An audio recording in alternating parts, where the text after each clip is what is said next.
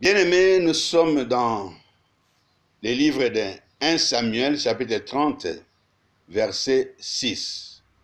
Nous lisons. David fut dans une grande angoisse, car le peuple parlait de les lapider, parce que tous avaient de l'amertume dans l'âme, chacun à cause de ses fils et de ses filles.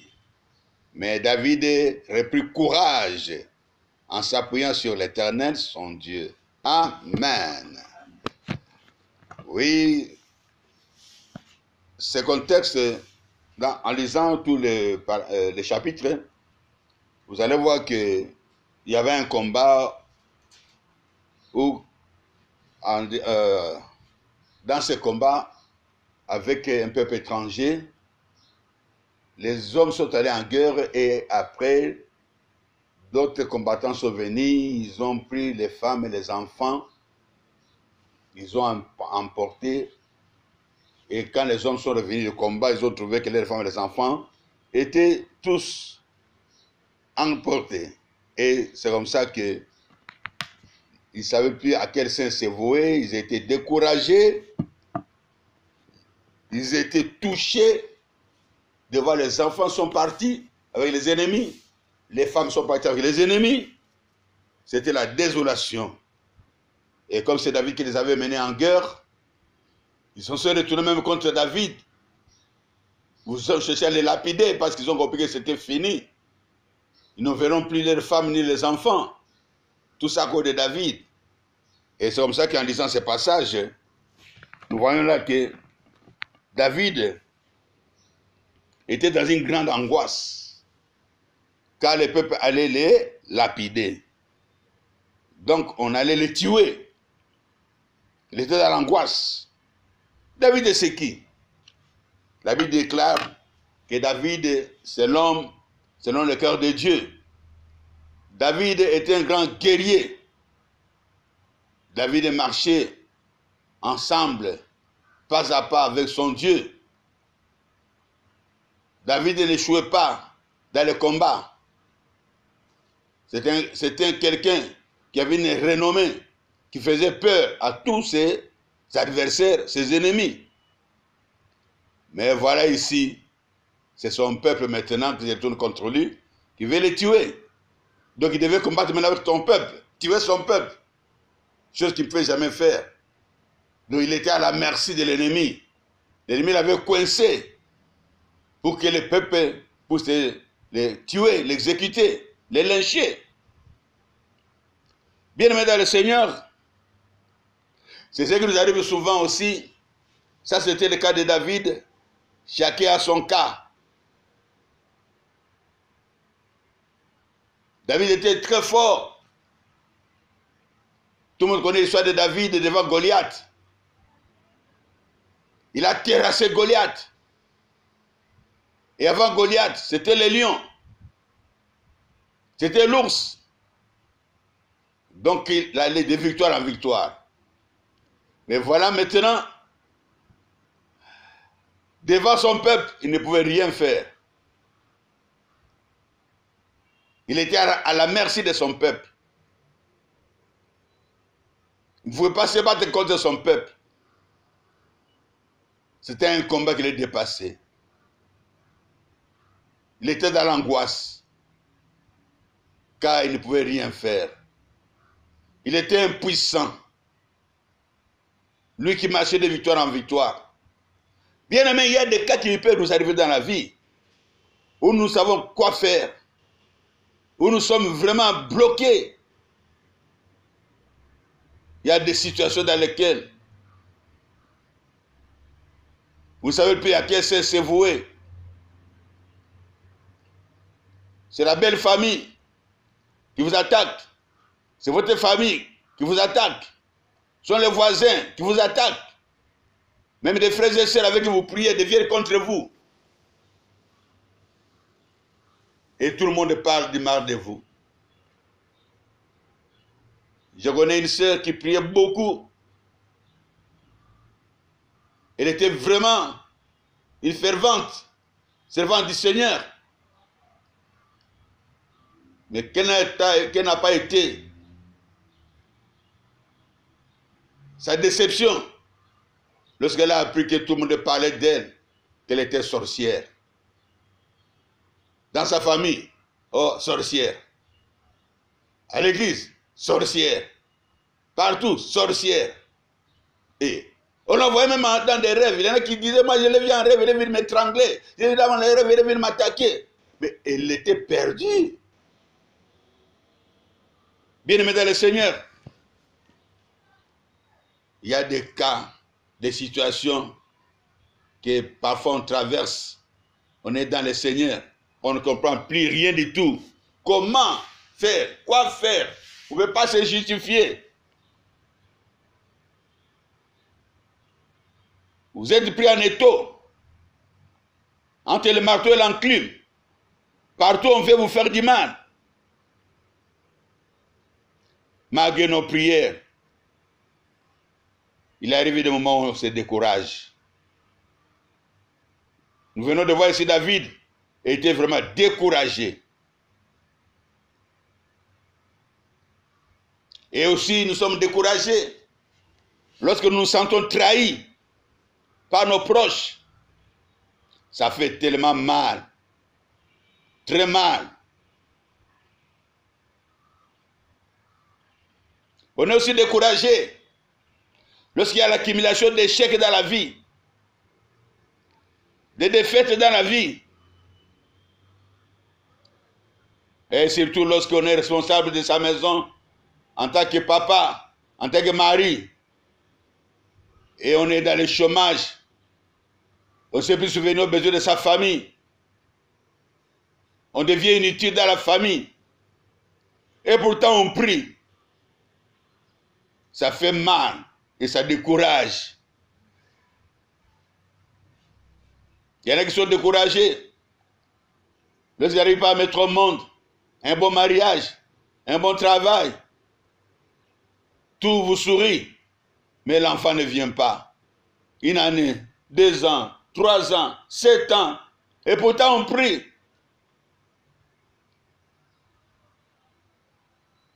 On ne comprend plus rien du tout. Bien-aimés dans le Seigneur, ces cas nous arrivent. Si ça vous est jamais arrivé, ça va vous arriver. Personne ne peut échapper à cela.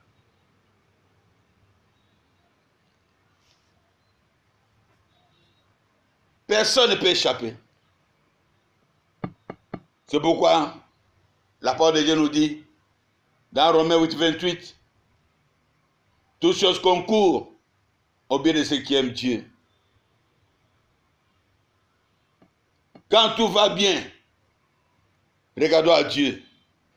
Quand tout va mal, tournons tous nos regards vers Dieu.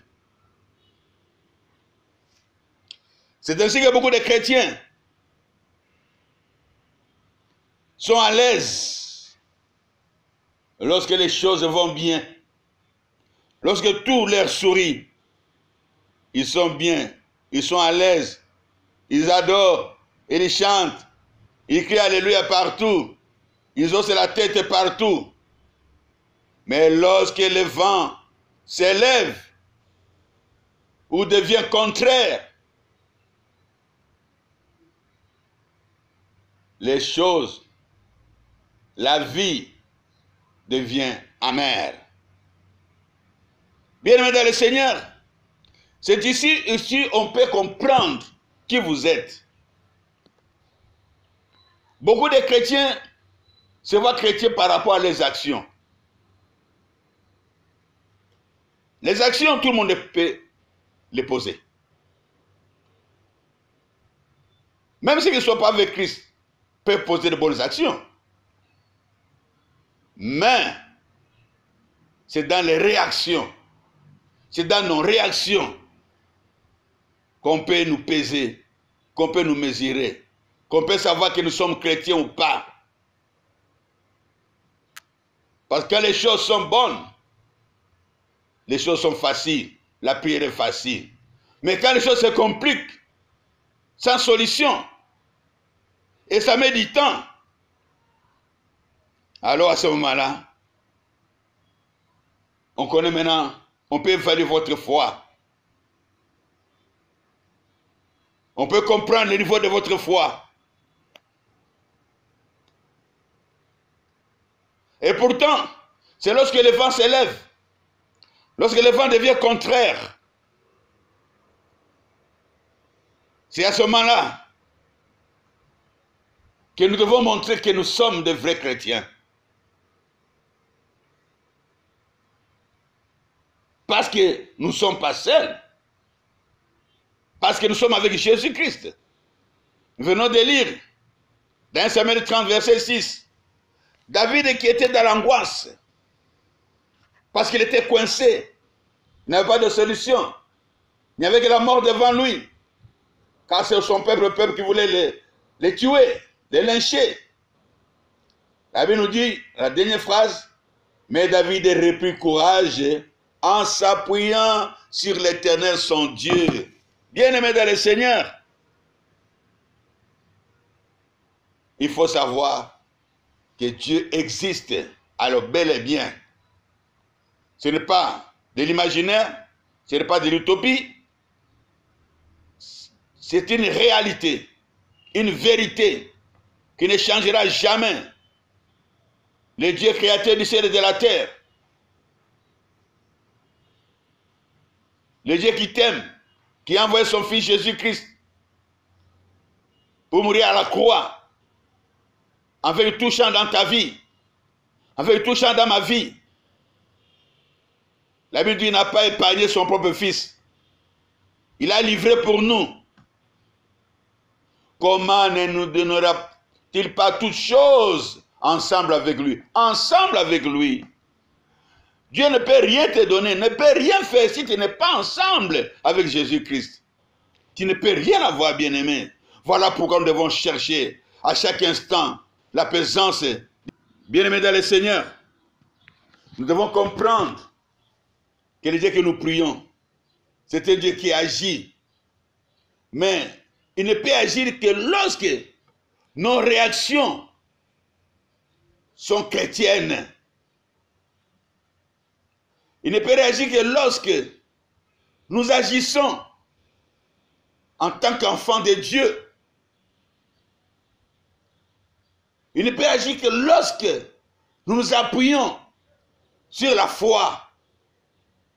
Hébreux 11, 1 déclare, la foi c'est une ferme assurance, une démonstration de ce qu'on ne voit pas. On ne le voit pas, mais il est là. Dieu nous attend dans des moments pareils pour savoir s'il peut continuer avec nous, pour savoir si nous sommes capables de recevoir de lui sa grâce et ses bénédictions. Le moment où le vent s'élève, le moment où le vent devient contraire, ce moment-là nous aide à grandir. Ce moment-là nous aide à nous affirmer et à bien nous connaître nous-mêmes par rapport à notre vie spirituelle, par rapport au combat spirituel, par rapport à notre héritage. Mais pour beaucoup, ce moment, c'est bien le moment du découragement. C'est le moment où on baisse les bras. C'est le moment où on ne fait que pleurnicher, se lamenter, murmurer. On lâche prise. C'est le moment des doutes.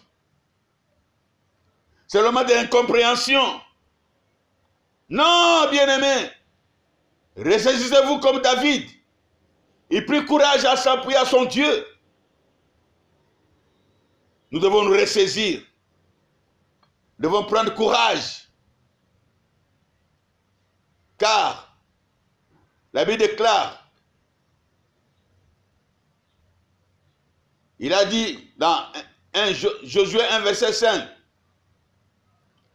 Dieu a dit à Josué, Josué, nul ne tiendra devant toi tant que tu vivras, car je serai avec toi. Bien-aimé dans le Seigneur, qui peut tenir devant toi?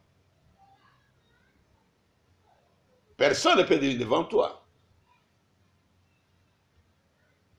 Voilà pourquoi même, quand nous lisons dans 1 Samuel 17, 1 Samuel 17, verset 32, David dit à Saoul que personne ne se décourage à cause de ces Philistins. Ton serviteur ira se battre avec lui. Tous les peuples étaient découragés parce qu'il y avait un géant, parce qu'il y avait l'impossibilité, parce qu'il y avait la mort, parce qu'il y avait la désolation. Bien-aimés dans le Seigneur, lorsque les choses deviennent compliquées, c'est le découragement qui nous envahit. Tous les peuples étaient découragés. Mais David a dit que personne ne se décourage à cause du coronavirus. Et cette parole, c'est pour toi aussi qui m'écoutes maintenant. Personne ne se décourage à cause des problèmes qu'il est en train de traverser. Marcel, je sais que tu es en train de traverser une situation compliquée. Mon frère, je sais que tu es en train de traverser une situation qu'on ne peut pas expliquer. Que toi, ça tu connais. Mais aujourd'hui, le Seigneur te dit, ne te décourage pas à cause de ces problèmes-là. Parce que Jésus est vivant. Parce que Jésus est réel. Parce que Jésus agit encore. Et il agira toujours. Parce que le Saint-Esprit est avec toi. Quand tu reçois Jésus-Christ, tu es baptisé du Saint-Esprit. L'Esprit de Dieu est avec toi. Crois en Jésus-Christ. Oh, ces jours-là, elles ont envoyé des émissaires auprès de Jésus pour dire à Jésus que celui que tu aimes est malade. Jésus a fait 4 jours. Il est revenu. Lazare était déjà mort. Marthe et Marie sont venus à toute l'erreur pour recevoir Jésus-Christ. Toutes les deux découragées. Elle qui connaissait Jésus, elle qui connaissait Jésus, qui marchait avec Jésus, qui nourrissait Jésus, qui écoutait les enseignements de Jésus. Si elles ont envoyé leurs frères à Jésus, c'est parce qu'ils savaient que Jésus pouvait faire quelque chose. Mais ils ont limité Jésus. Ils ont cru que Jésus pouvait seulement guérir la maladie et non ressusciter un mort. Mais lorsqu'il y a eu le cas de la mort, c'était le découragement. Oh, ici c'est fini. Non, bien-aimé, c'est pas parce que, alléluia, tu as le sida que tu vois que c'est fini. Tu es fort pour prier lorsqu'il y a la malaria. Tu es fort pour prier lorsqu'il y a la fièvre typhoïde. Tu es fort pour prier lorsqu'il y a les petits problèmes de santé. Mais lorsqu'on dit que, oh, mais ça, c'est l'hépatite B. Oh, ça, c'est le sida. C'est le découragement qui nous envahit. Non, bien-aimés dans le Seigneur, ne limitons pas Dieu au niveau de malaria. Ne limite pas ton Dieu au niveau de fièvre typhoïde. Va avec ton Dieu au-delà des sida, au-delà des coronavirus. Va avec ton Dieu. Parce que c'est un Dieu grand, puissant, tout puissant même. Oh, ne limite pas Dieu au-delà de... Parce que tu as un problème de chômage. Ne limite pas ton Dieu au niveau du célibat. Va avec ton Dieu au-delà. Crois que ton Dieu peut faire au-delà de ce que tu penses, de ce que tu espères. C'est un Dieu grand, un Dieu puissant, un Dieu merveilleux. Bien-aimé dans le Seigneur, David a dit, j'irai me battre avec lui. Jésus t'a donné le pouvoir de marcher sur les serpents, sur les scorpions, et sur toute la puissance de l'ennemi, Quelle est cette puissance qui te décourage? Qui est cet homme qui te décourage? Je ne vois pas. Moi, je ne vois que Jésus, qui est capable de changer ta destinée. Aujourd'hui, toi qui écoutes, qui est capable d'arrêter ces chemins d'échecs et de défaites qui est devant toi. Les problèmes, c'est quoi, bien-aimés dans le Seigneur? Notre plus grand problème qui amène le découragement, qui nous bloque, qui nous paralyse, c'est lorsque nous regardons aux circonstances de la vie. Lorsque nous regardons aux problèmes, lorsque nous regardons Goliath, lorsque nous regardons la mer rouge, lorsque nous regardons le mythe de Jéricho, lorsque nous regardons le nombre d'années de célibat et de stérilité, lorsque je regarde le nombre d'années de mes maladies, lorsque je regarde le nombre d'années des échecs et des défaites, là je suis envahi par les émotions.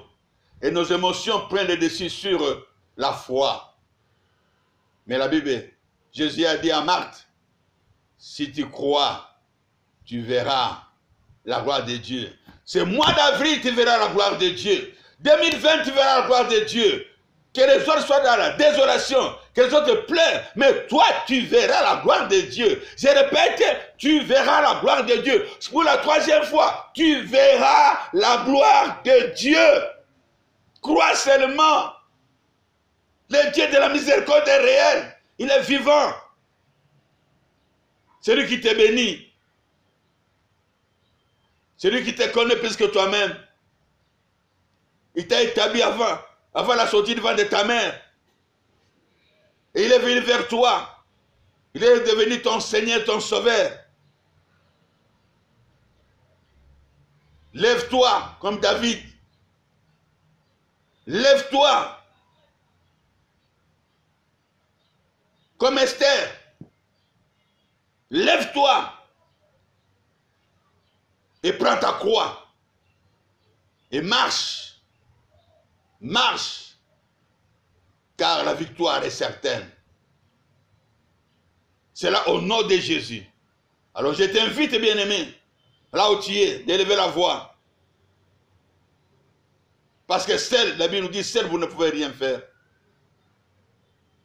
Mais avec Dieu, nous ferons des exploits. Avec Jésus-Christ, nous porterons beaucoup de fruits. Nous allons invoquer le Saint-Esprit, l'Esprit de Dieu, l'Esprit de gloire. Il n'y a que lui seul qui nous peut nous mettre debout, donc nous sommes par terre. Il va te relever, si tu l'invites. Il va te donner le courage, si tu n'as plus de courage. Il va te donner la force, l'énergie céleste. Et une nouvelle vie va commencer. Tel que tu es là, commence à élever la voix et commence à prier en invoquant le Saint-Esprit, l'Esprit de gloire, l'Esprit de puissance. Nous prions. Seigneur Dieu de gloire, cher Saint-Esprit, c'est toi que j'invite maintenant. Esprit de Dieu, Esprit de gloire, Esprit de puissance, Esprit de miracle, Esprit de Jésus-Christ, viens dans ma vie, touche ma vie, remplis ma vie, car j'ai besoin de toi. Esprit de puissance, Esprit de gloire, viens me mettre debout, viens me donner la force et le courage de reprendre, viens me donner la force et le courage de continuer, comme David, de sortir du découragement. Viens nous faire sortir du découragement, car tu as dit à Josué, nul ne tiendra devant toi tant que tu vivras, car je serai avec toi. Oui, Esprit du Père, oui, Esprit de puissance, personne ne tiendra devant moi parce que tu es présent. Que ton nom soit glorifié, Seigneur Jésus-Christ. Merci de nous avoir laissé le Saint-Esprit. Merci de nous avoir laissé l'Esprit fidèle. Merci parce que ce moment, maintenant que nous prions, il agit, et que tout le gloire te revienne. Toi, le Dieu de gloire, le Dieu de paix, le Dieu d'amour, avec action de grâce, au nom de Jésus-Christ. Nous avons prié, Père, et nous en tous. Amen. On applaudit pour le roi des rois.